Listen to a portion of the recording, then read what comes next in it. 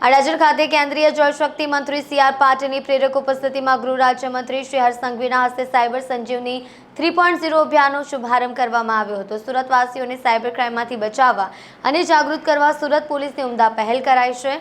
સુરત પોલીસના પ્રયાસોથી cyber safe city બનવા તરફ આગળ વધી રહ્યું છે। સુરતને સાયબર સેફ બનાવવા અને સુરતીઓને ઓનલાઈન છેતરપિંડીથી બચાવવા માટે સુરત શહેર પોલીસ અને સાયબર સુરક્ષા સેતુના સહયોગથી અડાજણ સ્થિત સંજીવ કુમાર ઓડિટોરિયમ ખાતે કેન્દ્રીય જળશક્તિ મંત્રી સી.આર. પાટીલની પ્રેરક ઉપસ્થિતિમાં ગૃહ રાજ્યમંત્રી હર્ષ સંઘવીના હસ્તે સાયબર સંજીવની 3.0 અભિયાનનો શુભારંભ કરાયો હતો।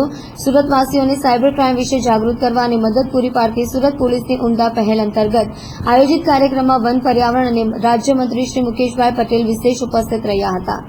મંત્રી સી.આર. પાટીલે જણાવ્યું હતું કે સાયબર ઇન્ટેલિજન્સમાં ટેકનોલોજીનો ખૂબ મોટા પ્રમાણમાં ઉપયોગની સાથે તેનો દુરુપયોગ પણ થઈ રહ્યો છે। સુરતમાંથી દરેક ક્ષેત્રમાં સર્વશ્રેષ્ઠ કામગીરી થઈ રહી છે। વિકાસ માર્ગે તેજ ગતિએ આગળ વધી રહેલા સુરતની સુરક્ષા અને સલામતી સાથે સાયબર સિક્યુરિટી પણ ખૂબ જ જરૂરી બની છે।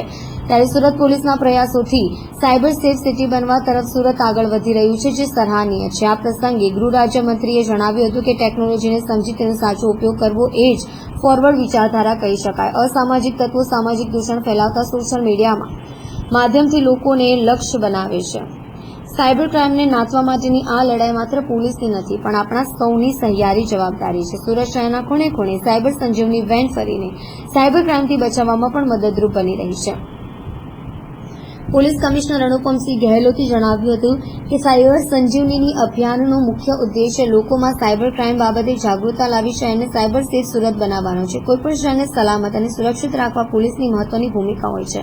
સમગ્ર વિશ્વમાં ઝડપથી સાયબર ક્રાઇમ વધી રહ્યા છે। સાયબર ક્રાઇમના ગુનાઓનું મહત્તમ ડિટેક્શન સાથે સુરત સાયબર ક્રાઇમ સતત કાર્યરત હોવાનું અને સાયબર ક્રાઇમને ભોગ બનનાર પીડિતોને તેમના નાણાં પણ અપાવી રહી હોવાની વિગતો તેમણે આપી હતી।